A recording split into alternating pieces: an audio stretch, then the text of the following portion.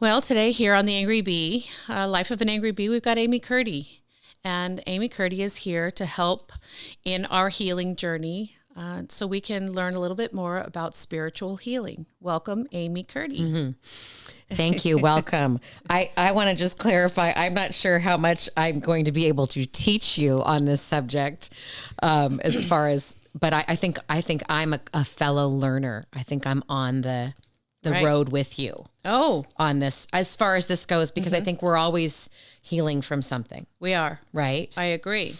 Well, but your faith is very strong, Amy. And you are really an inspiration spiritually to a lot of youth. A lot of people in the community look to you for guidance, where to worship, when to worship, how to worship is not always only in church. I mean, the Right. food drives that you do, the spiritual healing that you give a lot of our kids through theater, through your Yeah. music. So think about some of those layers, but you're Yeah. right. It's not just about what happens on Sunday mornings. Fellowship happens everywhere. Yeah. Yeah. Community happens everywhere. It does. And, the guidance and even just the presence of your faith affects a lot of people that maybe you don't realize are affected by it. These kids that are in theater look to you to set the standard in their faith. The community, in your efforts to reach out through the food drives that you participated in, a lot of different community events that you participate, even your music that you so freely give your talent to all of us, is God's gift that he gave to you that you share through your music with us, is also sharing your spirituality. Yeah. That's lovely. It feels, I think when we are talking about living out our faith, there's such a high standard that goes along with that. So there's some fear as you're sharing some of these things am I that, do I measure up? All these things, by the way, that come from a lot of deep-seated past growing up in a very, very more legalistic church background. Along with, in part of that teaching that I received as a young woman, young girl, was also how do women lead spiritually? That's where I'm still saying I'm still on a journey, because I'm still making sure I'm allowed to be as big and free and loud as I am in my faith walk, in who I am, in who God has truly created me to be. And so it feels, it doesn't feel heavy. There's an awareness there of the responsibility. Oh, okay. Yeah. I guess a little bit. Right. Well, I think when you live in authenticity, Yeah. Yes. then you are naturally on the path that you're supposed to be in, Yeah. on whether it's small or large, whether the presence is big or small, it's impactful because it's authentic. Yeah. And it seems as if what I receive from you is that your spirituality is authentic. Intentional, yes, but it authentically flows from you, and that is impactful. I have had such a gift in the last 10 years that I've been connected with this private Catholic high school that you and I are connected with as well here in our community, about having the freedom to be able to speak openly about my faith as a teacher. I've been able, if I were in a public school, that would not be the same situation. Right. Right. And so what has been a big surprise to me has been how many of the young people that I meet, just because they were placed in a private Catholic school environment aren't necessarily practicing Catholics, don't have a spiritual practice, might even be completely agnostic or even atheist. Yeah. And so, and yet the gift of being able to say, this is who I am, this is what I believe, this is what I'm living out. I'm inviting you into it too. All of your scars and wounds and all, just come and let's do this together. And it's okay to say, I don't know as well. I don't know yet. I love that. Right? I say that a lot, that I don't know. And how do you do this? And more so now, because I really feel so much more free and to be my authentic self. If I don't know, I would like for you to share your stories with me so that I know. And I know for my daughter, who's in a lot of the same groups, and she loves to do her ministry in youth, with the youth. She has in her groups open environments so that and open spaces, safe spaces, so people can ask those types of questions. And to incorporate that within these, religious environments is such a modern way of looking at things now. I mean, I grew up in a very strict Catholic environment in a Catholic church that it was accepting of things and not accepting of certain things. And it was definitely not an environment where you could freely express or ask questions in. Right.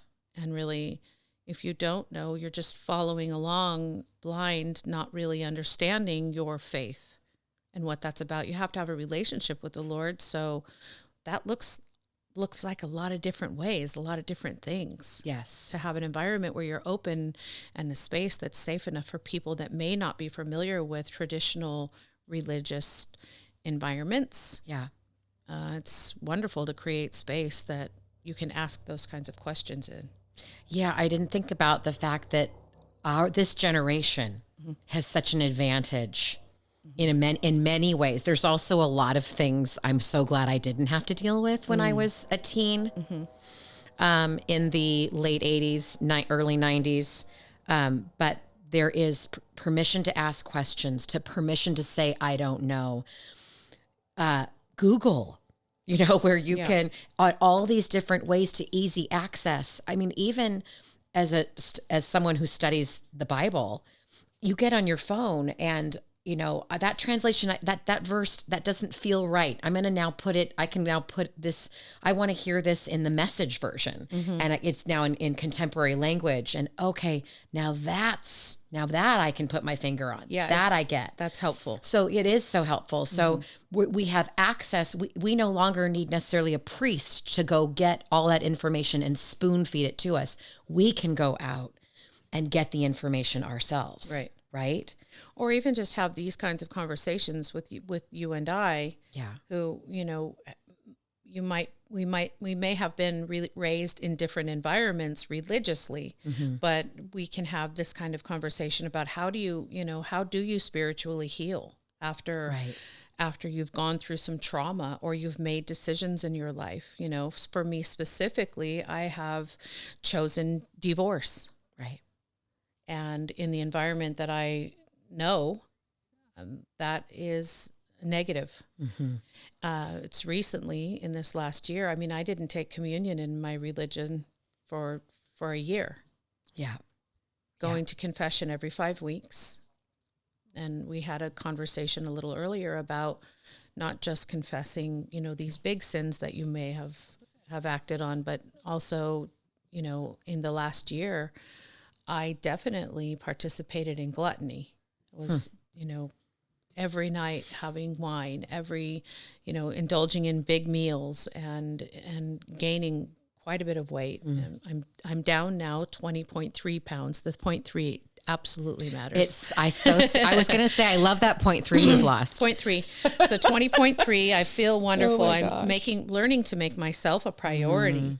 How do I resolve those other ways, those other things, religiously, spiritually? I'm having a relationship with the Lord.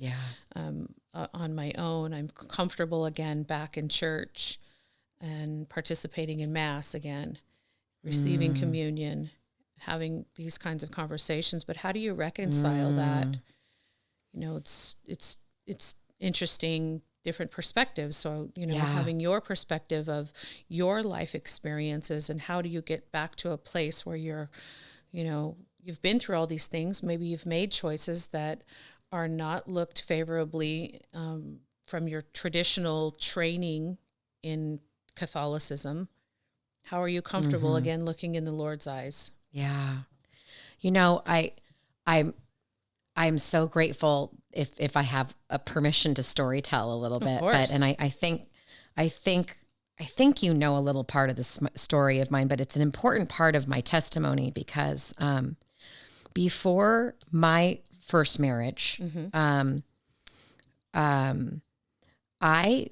was a really judgmental person. I was young. I mean, my first marriage was, I was 22 when we got married, and I was 25 when I left that marriage. But before that marriage, I had been raised, as I kind of shared a little bit earlier, in an evangelical Christian church that was, I would say, borderline legalistic. And I was taught from an early age that there were a lot of limitations on me based upon my gender. I was also, I was taught very clearly that marriage was, the end all be all. And yes, you stayed with your spouse through it all. Right. I saw relationships in my church where there was abuse in families, and those wives were told to stay.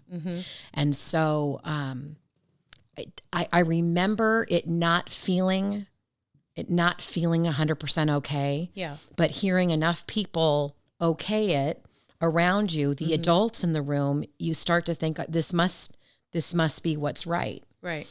I think you don't know any better maybe as that young person. Then I found myself in an unhappy marriage. Yeah. And I was the one to leave that marriage. And when I left that marriage, I received a letter from the pastor of that church that told me if I did not return to that marriage, I was going to hell. Yeah. It was an 8-page handwritten single-spaced letter that I held on to for a really long time. Not only did I receive that letter and was basically told I was going to hell, but I also had my parents, they were told by that church that they needed to unwelcome me into their home. Yeah, right. So I dealt with I dealt with a lot of doors shut, which I believed was God shutting his door on me as well. Yeah, right. Which was so, if I could go back to that poor 25-year-old young woman who was so fragile and vulnerable and needed so much support and love and leading, guidance, right. Community, all the things that we need. And instead, every door was closed. And so I said, I guess I'm not welcome anymore. Right. And there is no, church is now a closed door for me. And the Lord is a closed door because I've committed the greatest of sins. Yeah. And so I spent a couple of years lost, looking for, I think you and I again talked about this a little bit earlier, looking for every which way that might bring me healing, right? Might bring me some kind of love that I was seeking, some kind of acceptance. Yeah. And it was a really, really bad path that I think I had to go on. Of course. Because remember the Judging Amy, which there was a TV show called Judging Amy years ago. I actually really liked that show. But the Judging Amy was what did think that you get married for life, and there's no room for divorce, and there's no ifs, ands, or buts about it. This was now, I'm living this. I've now committed the ultimate. And how do I reconcile this? How does this fit with the faith I once knew? And what I'm realizing is the faith I knew before, I don't think was my true faith. That was a false faith built on rules, right? Expectations, right? Yeah. And so I needed to find the Jesus, the true Jesus, which I believe is the Jesus we read about in the New Testament. I believe that Jesus is the one that saw the woman at the well, and she was all wrapped up in her circumstances. He just saw her. Right. You know, and I needed to be seen, but nobody would see me aside from the scarlet D on my chest, which was the divorce. Right. I felt like. And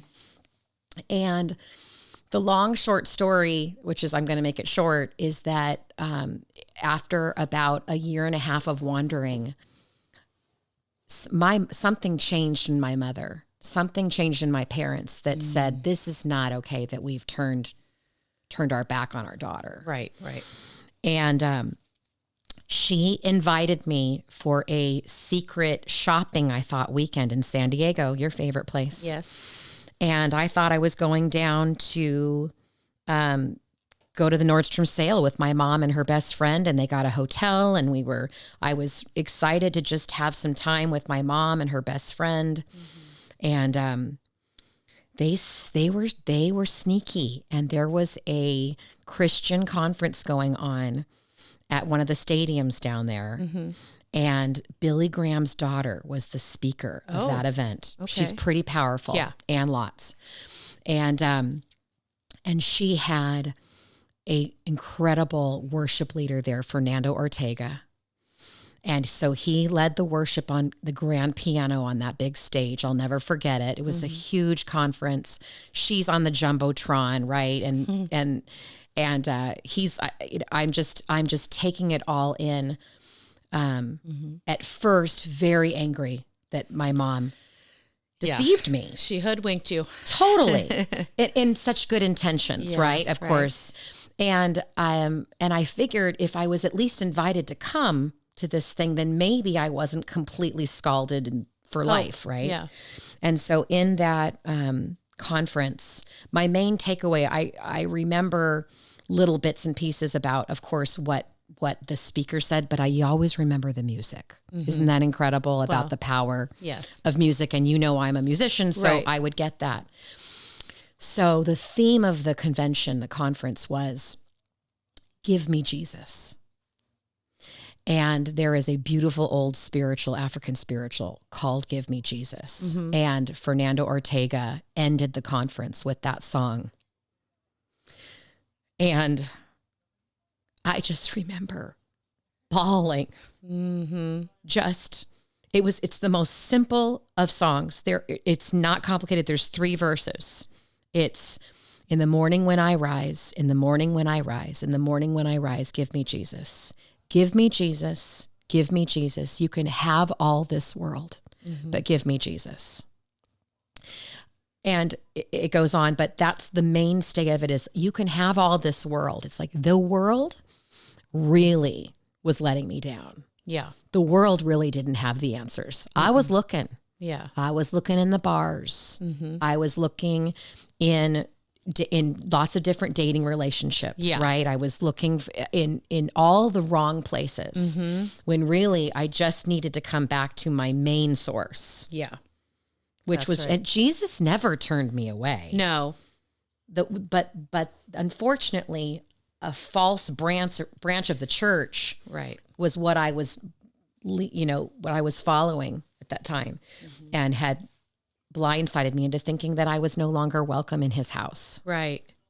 And I, the interesting part is that I think that a lot of different organizations, a lot of different groups who are partially educated will also give you false acceptance for what you should be accountable for, because Jesus is waiting for you to be accountable for your actions. Sure. And then return to him to atone for those, to return to your faith, to return to him. I think there are some organizations out there that will give you a false sense of acceptance in letting you deny your true responsibilities and accountabilities so that you can truly return to Jesus ready to receive. Right. Right. And when you are facing the Lord, you must stand completely ready to receive that. Yeah. You in that moment were ready. Yeah. And you needed to go on that journey in order to be ready to face him again. Yeah. Yeah. Yeah. To truly be able to accept his love, to give true, genuine love, authentic. Yeah. Right? Yeah. Authentic. That's right. Look, this is where I've been. This is what I've done. Yeah. I'm accountable. I am responsible. Yeah. I'm maybe not proud of these certain moments, but if you don't take accountability and be responsible, how can you truly face the Lord and say, I am ready to receive and I am ready to give? That's right. And I think that then the next road is forgiveness. You have to forgive yourself. Absolutely. Okay. So I can ask the Lord a million times to forgive me, right? But I have to also really believe it. Which is where I'm stuck. Yeah. And so that's going to be my encouragement. I'm not saying that's not an overnight thing. Yeah. Right. So I feel the acceptance from the Lord, right? I would tell you even today, to this day, if that marriage ended in 1998, I mean, we're talking about all these years later. Yeah. I still feel badly that I didn't have, that had to happen. Okay. But I also believe that I've been forgiven. I believe that it was part of my journey and what made me the person I am today. And that was all part of the story. Yeah. It would have been a beautiful redemption story, of course, if that could have been healed. I will say that part of the redemption to me is going back to him later and asking him to forgive me.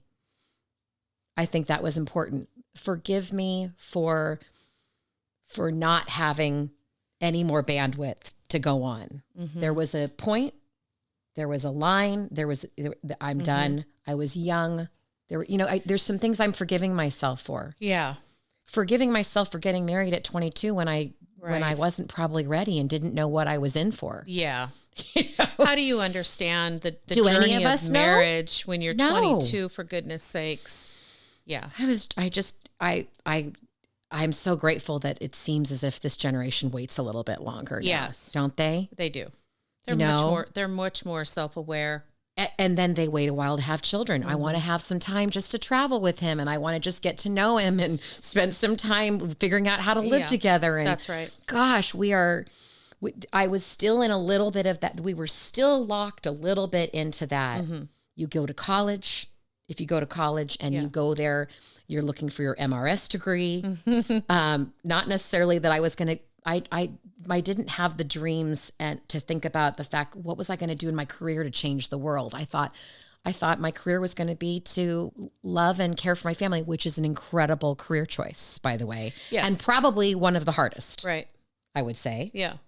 It's been way easier for me to go to work than to stay home full time with my children. For 100%. Yeah. It is not an easy job. It is not an easy job. For me, I've shared a little bit of my upbringing, and my parents never took me to college tours. We did not discuss where I would go to college. I cannot imagine.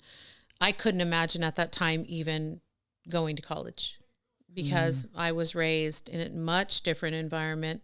I was raised to get married. I was going to get married. I was going to have children. I planned on marrying the my chambellan, my chaperone, not my chaperone, but my date for my quince. My quince. We had dated for 5 years. We grew up together. Our families knew each other. Of course, we were going to get married. Thank goodness he was in a different place when he turned 21, which is a little sooner than I turned 21. And he wanted to go off and see what else the world had to offer. Because I would have been stuck in a miserable marriage with someone that I could not grow with. And that put me on a different path. Yeah. But I was raised to have children and to get married, and there was really no other option for me until I started working for the Hard Rock Cafe. And I worked for the Hard Rock Cafe for 7 years, becoming an international trainer, opening different restaurants in different areas and traveling and learning a lot of different, different things in my life during my 20s, working for the Hard Rock Cafe. It was a wonderful time in my life, but I was geared to get married. There was no other option for me. Right. College was not something that was even discussed. It was discussed with my sister. It was discussed within family members, but not with me. My mother raised me. I was in beauty pageants and learned how to cook and to clean and to raise children and what it took. My mother stayed with a man she should not have stayed married to and endured many hardships. But that's what I was taught. Right. And that's what led to my determination for 22 years to stay, regardless of what came. Didn't matter what tide it was, I could adjust. Sacrificing myself, sacrificing my children, sacrificing my life. And now I'm learning how to make myself a priority. I am struggling with forgiveness. Forgiveness for myself, forgiving myself for being willing to sacrifice so much to keep the covenant of marriage. Right. I am definitely in a place where I'm not ready to forgive the other party. Right. I'm absolutely not. Yeah. But through clarity, through this journey, I'm sort of in my halfway mark right now. Yeah. I'm in the middle of a very deep ocean, Amy. I'm looking back on the previous shore. Well, I can't swim back there. I'm looking at the shore in the distance, the shore of indifference that I would love to stand on. But I'm not quite there. I'm in the middle of this very deep ocean right now, looking for the strength to swim to that shore. Right. I'm at the place where I am making myself a priority, self-care, a lot of boundary setting, a lot of really wonderful validation, amazing validation. My children are happy and healthy. Right. We're successful. It's really going well. Yeah. My healing journey is really going well. Yeah. But I'm in the place where I'm really struggling with forgiveness. And I don't think you can. I don't think you get to rush that. I don't think there's a magic quick fix to that. Except, right? It's just that one day at a time, and that gradual softening and the ease that comes with maybe loving yourself a little bit more, right? And loving yourself the way the Lord loves you. If you can tap into that, how beautiful he sees you, and how the giftings he's given, right? And the capacity to love, and then at the same, and the strength in you, the tenacity in you, but also the boundaries that you've said, right? I can love, and then I'm no longer healthy in this love. Right. This is unhealthy, and no longer, and I, not only am I unhealthy because we have the whole oxygen mask first, right, before we help our children. Yeah. But now I'm right? I'm spreading this to my children. Yeah. Right. So there's that incredible grace and mercy that we see over and over again given out by our Lord Jesus over in his time of ministry. And I don't know why we don't just cling to that. Yeah. And I think we cling to man sometimes and Mm-hmm. man's rules and judgments. Is it easier because we can see those? Because there's still just this, we don't get to really see Jesus in the flesh. We trust, we believe, we have faith in this faith that we've grown up with. Mm-hmm. But we've been really let down by real human beings. Yeah. That sometimes are who are supposed to show us Jesus. Yeah. Expectations, journeys of others, traumas of others. Mm-hmm. A lot of that, I think, contributes Yeah. to that and to what our priorities are. Fortunately, I've been able to reconnect with the Lord, reconnect with the universe, reconnect with my own personal intuition. And that clarity has been amazing to feel again. But it's disappointment in myself for not being able to have that clarity so much sooner, and what was sacrificed, not just in myself, but what I was willing to sacrifice for someone else's comfort. Right. That I'm having a hard time forgiving myself in. It has affected my mother. It has affected my sisters. It has affected my children. Mm-hmm. It has affected my community. Right. Recently, there was an incident that I addressed, and it was within our community, and I still felt a small protective inkling of protecting someone else before I protected myself or my children. And so I'm having a difficult time with that at this point, forgiving myself for putting someone else's priorities and their needs and their necessities, and whether it was material, financially, emotionally, spiritually, before my own and before the needs of my children. And I'm struggling with that right now. How do I pray about that? What prayer do I pray about that? Right. Right. A lot of different prayers for a lot of different things. Sure. How do I pray for that?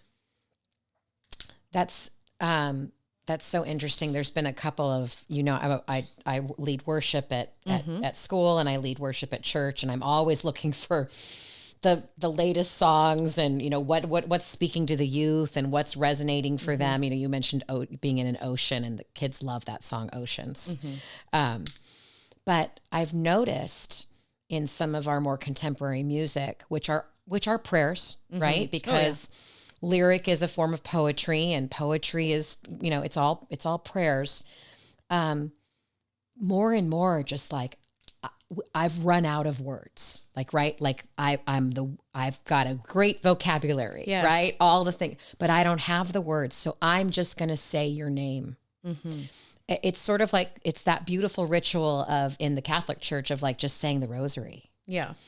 Which, I just did a rosary for someone's rosary for their funeral a few weeks ago. And I thought, this is so precious. Yeah. This ritual. And the more you understand it and know it and have the actual beads to hold on to and things, it's such a beautiful, but I just need to say the name of Jesus. I just need to say the Lord's name. Yeah. Because he knows it all. He does. knows all of that stuff. Yes, he does. That's Turing, you've said it all. I have said it all. Right? And I've run out of words. And I have run out of words. So I don't think there is the prayer. I think the prayer is, Lord, I'm giving it to you. That's right. I'm just surrendering it, and then I'm going to wait for you. And you Still just and told quiet. me to wait. Right. Yeah, and so we were talking about my commuting. I do a lot of commuting. Yeah. We're very dedicated to baseball, so we're training in a lot of different areas every day, and it's a wonderful time for my son and I to sometimes just not have any words. Yeah. But also to be able to communicate. That's a lot of road time. That's a lot of windshield time to spend together. Mm-hmm. And as you know, your boys are growing up and going to different places and leaving home for a period of time. And that's precious time. Yeah. That I recognize and that I value. Sometimes I spend a lot of time alone because I'll drop him off for training and then I spend that time alone. And I was reading a lot of books and doing a lot of research and trying to solve the puzzle. Mm-hmm. And now I'm just having a lot of conversation with people that are not in the car, conversation with the Lord, conversation with myself. Well, if this doesn't equal that, then what is the outcome? A lot of different conversations, and I've run out of words. Yeah. I have run out of words, which is, I'm trying to seek out intentionally in this healing journey through Life of an Angry Bee podcast. What tools do I need? Where do I get inspiration from? Well, there's a shift that I got from, and how to shift from, my friend Jessica Pete. She's made a lot of shifts in her life, and then my life coach and Rebel Coaching and how do I be vulnerable? And this is what true pain I'm feeling right now and what I'm experiencing through Lindsay Diaz at Oak and Iron, who is pillar of strength as a human, a wonderful human being, but also what is her dedication physically, because physically I needed to get fit as well.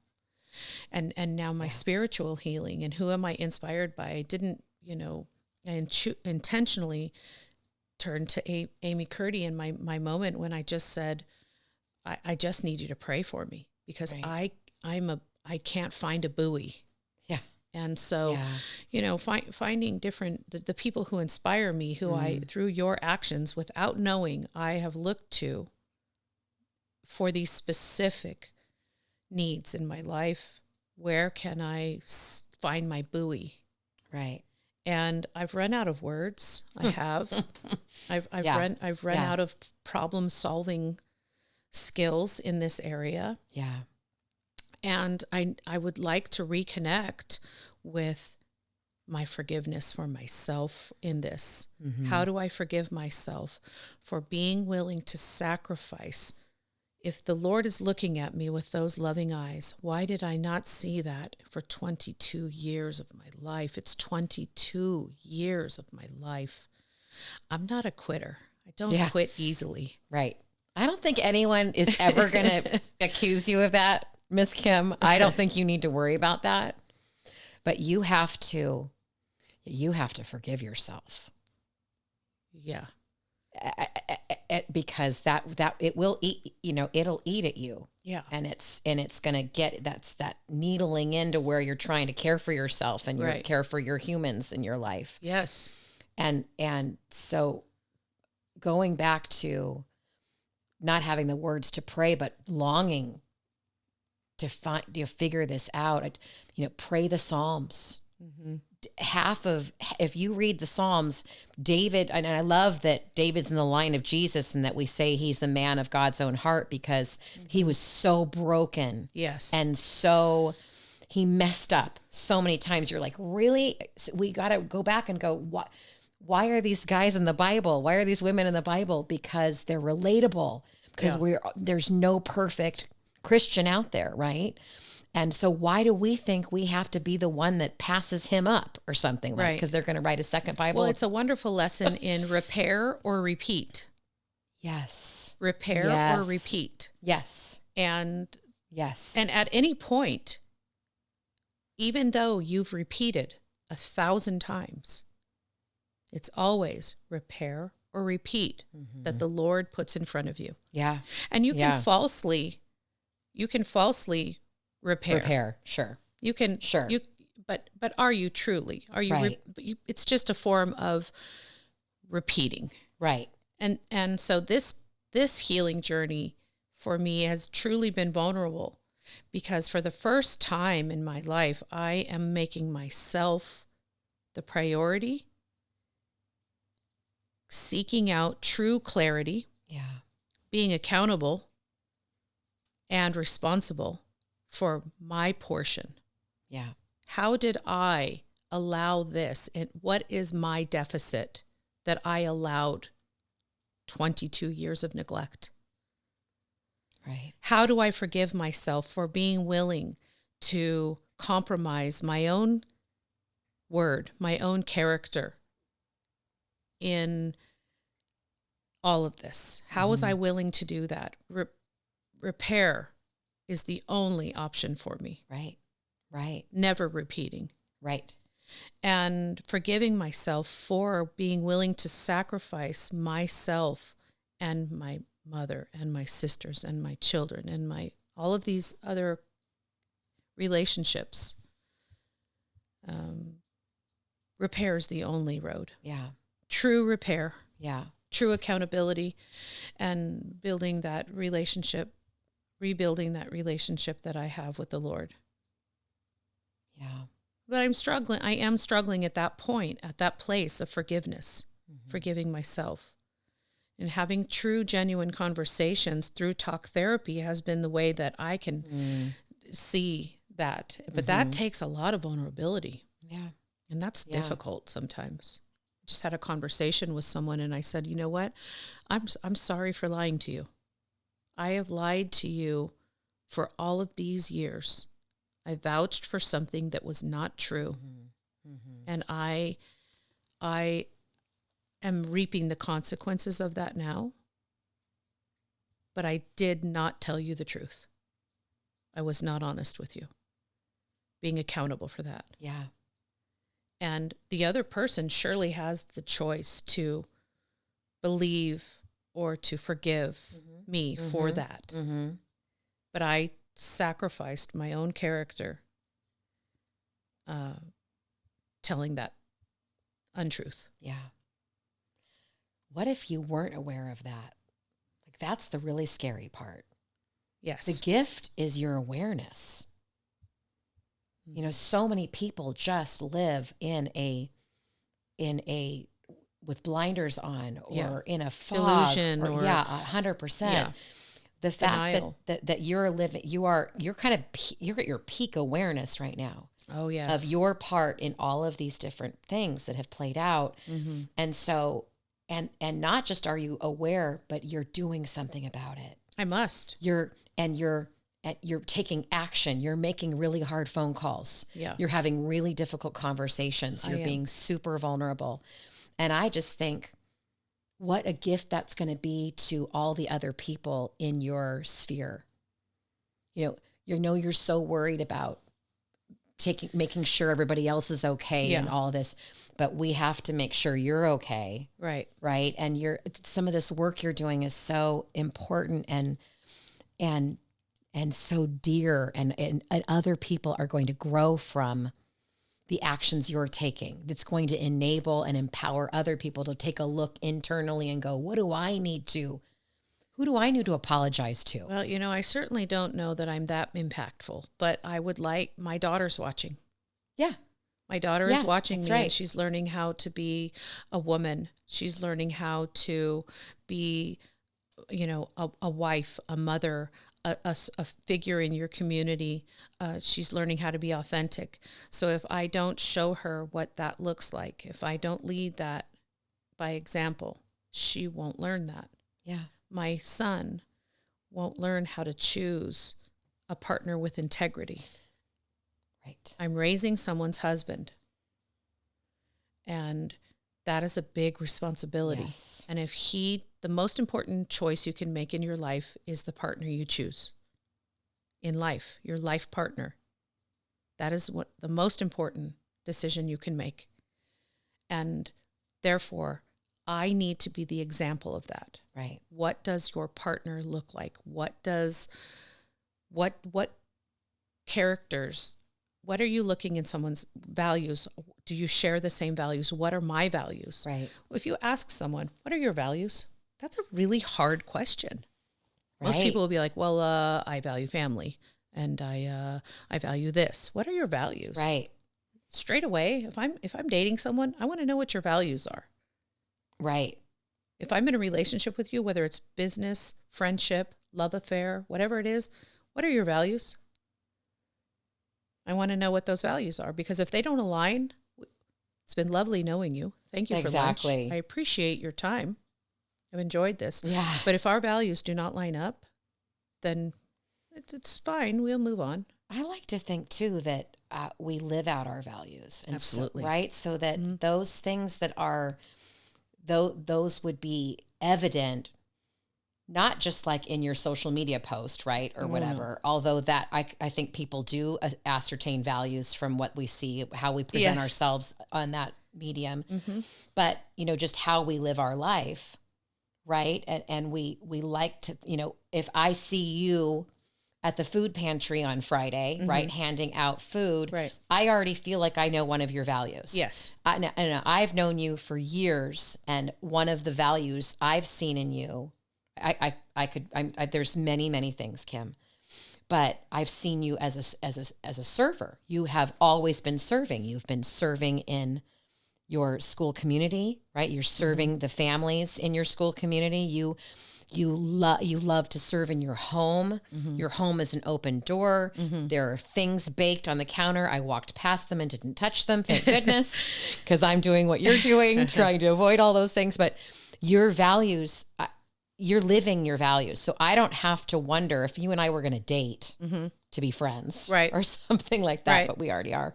I would already, it's self-evident, and I think that that's so powerful. And you start to look around at the people in your life, in your sphere of influence, and think, can you see, if you know that this is something that do you see that in my life? Mm-hmm. Do you see fruit coming from that, you know, or is it just all empty talk? Right.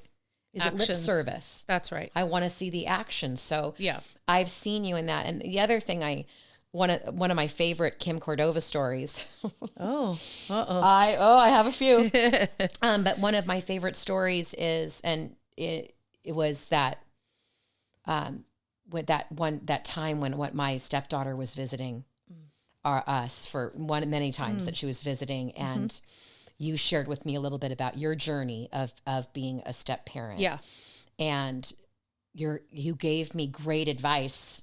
I was asking for it, by the way. Nobody ever wants advice. You have to, right? But I asked for it, and you said, all I can tell you is love them. Just love on them. Yeah. And it was such good advice. I think you and I even met for lunch over it too, because I want to know more. Tell me more about that. Being a step parent is not for the faint of heart. That's a next level. It is ministry. It is thing. It really is. I feel is a calling. Yeah. That again, if your kiddos bring home someone that's already a parent. Yes. There's going to need to be some serious conversation. Like, are you ready for the kind of ministry you're going to have to do? Right. To love on this child. That's right. Even, and these were adult children, I think, by the time some of that was going on for you. Right. Well, when I became a step parent, they were 14 and 16. Okay. So they were in that age. It was tough. Wow. And their mother, who is wonderful, was their primary parent.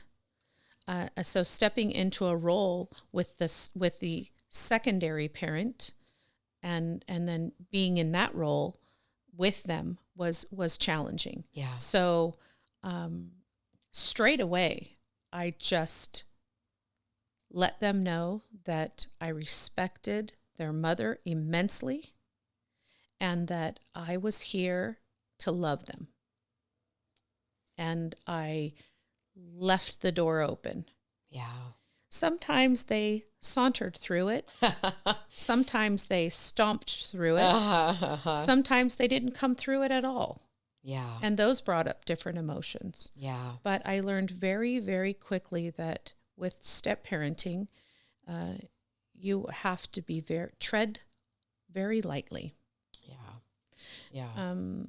And I just loved them. Yeah.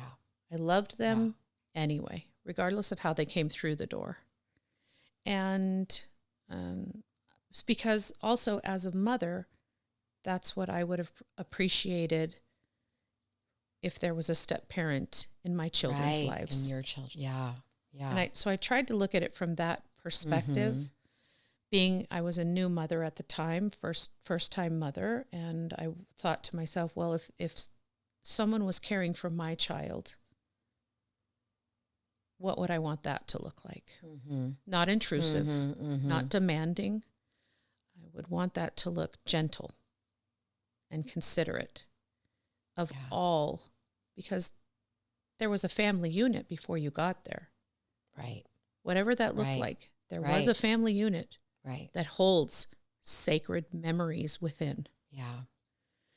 And I wanted to respect that. Yeah. I wanted to give that the respect that it was due. Right. Those are sacred memories of a mother and a father and of children that should be sacred in their life.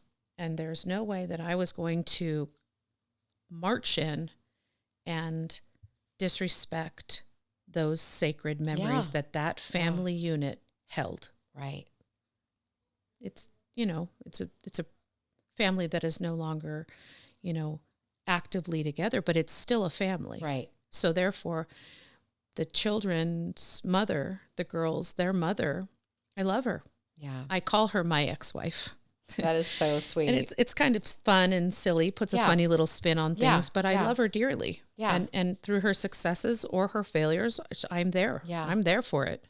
Yeah. It's a reminder. Sure. We're all broken, and every family, in whatever formula it looks like. Yeah. It's right. We're all, there's brokenness there, but you're trying to now heal. Yes.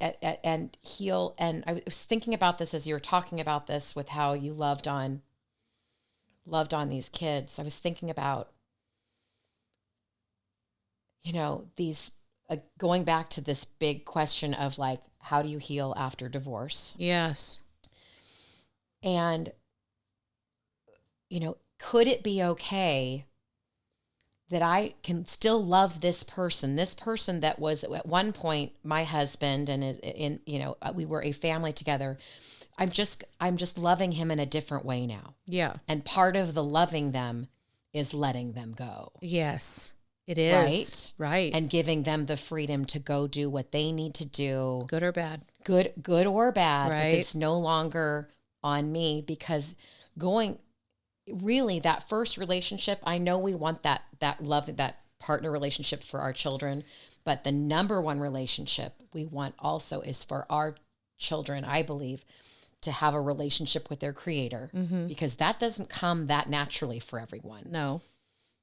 Some of that's because it's not modeled for them, and they can't see it because they don't love themselves. Right. And I don't think you can love yourself till you know that you're loved by a creator that created you to be the incredible person that you are. Super easy to say, love yourself, right? Oh, I'm easy to say. Yeah. I'm falling, it sounds so silly, but I'm falling in love with myself right now. I appreciate myself more. Yeah. I am a priority much more in my life than I've ever been. And I kind of like myself. I don't really think that I've ever been in that place where I can say to myself, you're kind of funny. I like hanging around with you. I kind of like being with you. Yeah. I really never have. And part of my service, I always say, I love being of service. How can I help you? Please tell me how I can help you. But part of that is trying to be worthy, was trying to prove that I was worthy of my mother's love, worthy of my father's love, worthy of the Lord's love, worthy of a husband, worthy of children, worthy of things. Yeah. And to be free of that is really free, or beginning to be free of that is really wonderful. And doing things without any expectation is so freeing. Yeah. And it is a form of loving myself. Yeah. And enjoying your own company being happy, you know, taking yourself out to lunch. Yes. Being in your own, just being in your car by yourself and feeling It's true. completely content, Mm-hmm. right? It's what a gift. I like to think some of this comes also with just I'm about to turn 50. Okay. I'm kind of digging this. Yeah. Oh, totally. I mean, I am laying down, talk about things we lay down at the cross. I am laying down some other people's expectations for me. Yeah. I am laying down some expectations that I have of myself. Mm-hmm. And just living in and laying down some idols too. I mean, I've made a lot of idols, a lot of things in my life idols. And that's a big sin. Mm-hmm. The things False that idols, right? False idols in Yeah. our lives. And, you know, what is truly, things are simplifying. Yeah. And there's I absolutely nothing agree. wrong with it. You know, I Yeah. just think this is a beautiful decade I'm going into and heading into, and I'm Yeah, excited okay. about that. Mm-hmm. And then I can only imagine the layer of what that's going to mean in my faith. Yeah. A little more saying no Yeah. to things that really don't Oh, matter. I just say no now. Right? Yeah, A committee. Great. I love that part. Or you know, being on that project or whatever. No, I'm not going to do that. I'd rather go sit by the beach and pray. I literally go into a doctor's office and if the nurse says, okay, we need you to step on the scale, I just say, yeah, I'm not doing that today. I just say no. Oh yeah. I just say no, thank you. Mm-hmm. I say, I choose no. I choose no to that. That's a very easy one for me. Saying Okay. no. Okay. But, you know, I am living now the life that I should have been living for many, many years. I'm living my life now that the way that I should have been living it. Right. I've always lived with gratitude. I am living now with freedom, clarity, appreciation for myself, appreciation for my life, authenticity. And I was telling you earlier about thank God for the people in my life that surrounded me when I think of things in a pack. That's how I think in pack mentality. Mm-hmm. So when who I consider the alpha female in my pack, was on the floor, wounded, bleeding, my other pack members surrounded me, which I did not expect at all. They surrounded me. Some of them helped me lick my wounds and patch myself together, laying on the floor. Some of them surrounded my children and made sure that they were provided for. Some of them surrounded my finances. Right. All really important key things. Thank you. Yeah. Thank you, Miss Wright, for doing that for me. We love her. We do love her. And she was like, no, you're not doing this. We're doing this. Yeah. Here's a tissue for your tears. However, this is my job. Right. In my pack, Julie Ellickson. Yep. You know, I mean, people surrounded me, and thank God that they did. Yes. I did not expect that at all. Yes. Nor did I, in some sense, in some way, felt worthy of that. Yeah. But thank God, because I am living the life now. I have a great life. I have a great life. And thank God for that, for them. Surrounding myself in a protective stance, surrounding me while I was in the middle of this circle, bleeding out. Yeah. I had my pack members show up and stand guard until I could stand. Yeah. So you know what that is? That's the perfect image of the church. And I'm not talking about the church with the steeple. Yeah. I'm talking about us being the church to one another, us being the body. Right. Because I think that there's going to be times in our lives where we are crunched down, pushed down, bleeding out. That's what you're talking about. And we're saying, it's like you saying to me today, Amy, I don't know if I have the faith for this. I don't know. Am I still good? Am I still welcome here? I don't know where my faith stands right now. It's like, you know what, Kim, I got you. I'm going to, while you're struggling with whether or not you believe or whether or not you're believing all the things that you thought you believed. Right. And I'm going to believe it for you. Right. Yeah. And when you're ready, you know, I got you. Right. But in the meantime, I'm praying it for you. I don't have the words, Amy, right now. I'm prayed out. That's okay. I'm going to pray for you. Okay. So just let me do it, you know, but that's the church. And we're not meant to live as much as we love our own company, you know, all the thing, and it's all good. We're just built to be in community together. And you just shared, you have that. Yeah. And it may not be, like I said, in that building with the steeple on it. Although that's great too. And I hope that you find that, or that you do have that taking that communion is such a beautiful picture. Right. We need that every week. Maybe daily. Yeah. We need to be reminded that blood and that bread is for us. Right. But I love that you have that, and that you have the awareness that those people were there and are there to pick you up. Yeah. It was really surprising for me. What really surprised me as well in all of this is that I focus a lot on the children, on the kids. I'm the house where the stray kids come. Yeah. And that's the baked goods. I Yeah, keep the goodies out. Yes. And the kids all show up. Yeah. And they have this little island of misfits that I have here. And they're all so wonderful. The kids that show up here, they let me feed them. They feed me. Yep. In turn, have been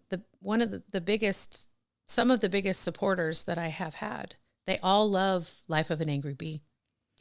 They all wear the hoodies. I love it. And the crop tops I've bought for the girls. I love it. And had made the hats. And they all love to represent my Life of an Angry Bee. They all put their stickers on their laptops, and they can't wait to be on the podcast after the healing journey, you know. When the new theme comes up. The new theme comes up, you know, what it's like to be, 13, what it's like to be on a baseball team. What are you interested in? You know, they all can't wait to be on the podcast. They all,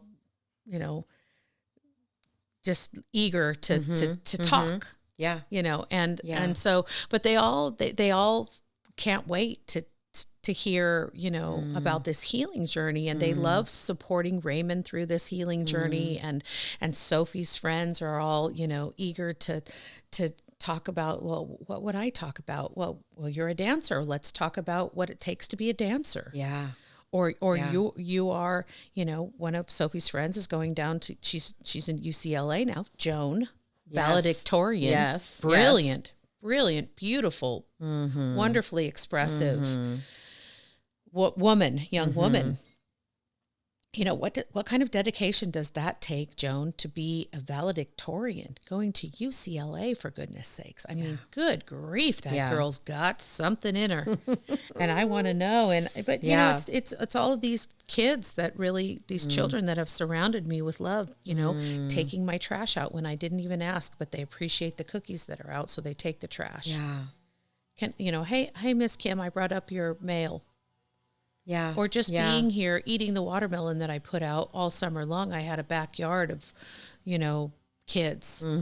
And, so it's really been wonderful my pack comes with a lot of different sizes and ages. And genders and a lot of different people. But it was really surprising to me to have my core pack surround me when I was bleeding. And this goes back to this picture. I just have this picture right now of this house as a church. Everybody has a place they need to come and meet. Right. Where they feel like they belong. Where they feel safe. Yeah. Where they feel like they can heal. Right. The church is a place of broken people. It's supposed to be like a hospital. And we somehow made it this place you're supposed to come and dress up. And you're supposed to look perfect and all these things. It's like, no. Come in. Like you said to me today, just wear your sweats. Like wear something comfortable. Like, right? This is not pretentious. And I think there's something real here. Yeah. And I love my house being that. Yeah. Everyone knows where the key is. And if I come home and there's a stray something or other here, whether it's a cat, one of the cats walking by right now. Yeah, the cat who has brought something. I can see he's got something alive out there. He's constant. Oh my gosh. So that's God though. We rescued him. Oh my gosh. Raymond adopted him when he was a year old from the animal shelter because he has love in his eyes. Oh my gosh, I tried so talking sweet. Raymond into a kitty, a baby, a kitten, but Ray had lost his cat that he had for years and years and mourned for a year and then adopted Gato. And Gato brings us lots of things. Rats, mice, lizards, birds. He's a provider. But he gravitated towards us. He's not a snuggler. He will not snuggle anyone besides Raymond. And but he brings us lots of things. He sleeps in the house at night, and then he's out hunting during the day. And he comes when he needs to. Sounds perfect. Sounds like the perfect guest. Yes. Don't stay too long. And then we've got a lot of different things that drift in and drift out. Yeah. But everyone knows what the gate code is. They know. But you are welcome here. You're welcome here. Yeah. Come and eat. Get what you need. Yeah. Bring what you need to bring. Yeah. Provide something for your pack, whether it's just your presence or my mail. Whatever it is. Yeah. This is an open house for all of that. Yeah. No matter who you are, no matter what it is. I love having that kind of environment. It was something I needed when I was a kid. Yes, you created. Yeah, that's what I've created. What I needed when I was a child, I've created that here. Yes, yeah. The reason I have baked goods out on my counter all the time is because now I'm no baker. I buy them, or I do bake. I do bake the cookies because Sophie loves to bake cookies, and pies and things. But I have it on my counter because I was very poor when I grew up as a kid, and if my mother had pound cake next to the toaster in our very small kitchen, I knew that we were good because my there mother was grocery loved that. money. It was. She had grocery money. It was frozen Sara Lee pound cake. I love that stuff. That my mother left defrosting near the toaster. If we didn't have it and it wasn't there, I knew that there was probably a red tag at the end of the driveway and something was getting shut off. So it signified abundance and safety for me. And I want my children to always know that we're abundant and we're safe and stable. Yeah. So, and it's funny because my children don't eat what's on the counter. It's always someone who arrives. The other that comes in. Yeah. I'm sorry. Am I disappointing you today that I didn't take something? Not at all. Take what you need. Leave what you need. Need to leave. It's free for everybody. Yeah. And so if you need it or you want it or you need, whatever, it's there. And if you're not, then pass it by. It's fine.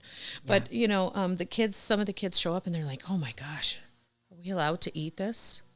Yeah. My kids have had that their whole life. So they know now, which is the goal, right? Right. So that they feel stable, secure, and abundant. Yeah. And they can also invite others over that might not have those things. Come and share. Yeah, and share. Yeah. Yeah. Come and taste the feast. Beautiful picture of you being the church. And I just, to land the plane, if there's a plane to land, because I think you and I we need to just start our own podcast. Yeah. Well, we're here. We're here. Yeah. But I just believe that God has good things here. There's much good, and there's beauty in the brokenness. Teaching my children how to get through adversity has been, something that I didn't intend on intentionally. This is the lesson of the day. I didn't have that intention. It was brought to the house. Unfortunately, although I fought it, it was brought. Yeah. And so therefore I had to teach them how to get through that adversity. I think it's the best gift we could give our kids. I think when we try to protect them from it and helicopter over it, we're not doing them any favors. We've got a generation now that have exposed to the most adult things ever at the youngest of ages, and they can't balance a checkbook, and they can't navigate how to conduct a job interview or just do anything kind of out there in the world. We have to teach them these things. Right. And now you're modeling it for them. And you're also modeling, like, I'm broken, but I'm blessed. Yeah. You know, God's working through this with me. We're in this together. I haven't figured it out yet. We're on the journey. Mm-hmm. Thanks for hanging in there with me. Yeah. And, it's the real world is waiting out there. Yeah. We live in a very small community, and the world beyond the tunnel, beyond Gaviota, Yeah. and the world beyond Paso Robles, that's out there. Yeah. This Yeah. one highway that goes through our community here is the vein, gosh. is what Yeah. what we see is Yeah. this small community. Yeah. When our children go out beyond those boundaries Yeah. of this fishbowl, Yeah. they are going to come across adversity. Yeah. They're Yeah. going to come across humans that may not be looking out for their best interest. They may come across relationships that are bringing with them toxicity, trauma, personality disorders, Yeah. addictions. Yeah. And so therefore, if we do not at least make our children aware of those things in a non-judgmental way, but aware, how are they going to combat them? Yeah. I didn't know about a lot of these things that I've dealt with in the last 22 years. I didn't know about emotional, mental, financial abuse. I did not know about how someone can isolate you or manipulate you or grooming. Yeah. I didn't know about any of those Of course. things. Of course. I was shooting from the heart. Yep. And I know that I wear my heart in a very vulnerable place, right out on my sleeve, and it's exposed all the time. But I didn't know any better. I didn't know. And if you don't prepare your children for the world, That's right. then you're setting them up for disaster. Yeah. And I don't want to repeat that cycle or that lie that I was sold or whatever those things, right? So we're going to make this different Repair for or our repeat. kids. Yep. Yeah, so I choose to repair so I can show my children a good example of how to deal with adversity when it comes. Yep. Yep. That's why I'm on this healing journey now. And so spiritually, that's where, taking a lot of self-responsibility so that I can present myself to the Lord authentically. Yep. Yep. And doing that, approaching that place, I'm out of words. And And that's where we're gonna pray for you, and we're gonna just speak His name and stand in the gaps, right? I Till we appreciate feel that. it. Yeah. Till we feel Right, it okay. and know it. Yes. Right. Yeah. Because I needed somebody to stand there for me. I shouldn't have had to go around for a year and a half floundering and making, Right. I needed the church, Yeah. and the church wasn't there. But the church is here for you. You have the church, and you have this beautiful right here. And I dare not stand there inauthentically. Nope. I don't think anyone's going to No. fault you for that, for sure. This has been such a gift to spend time with you today. Thank you I for appreciate having me. you coming, Amy. Thank you Yeah. so much for your guidance and for your words and for just being here, really part of my pack and surrounding me with love and hope. Thank you. Thank you, Amy Curti. Thank you.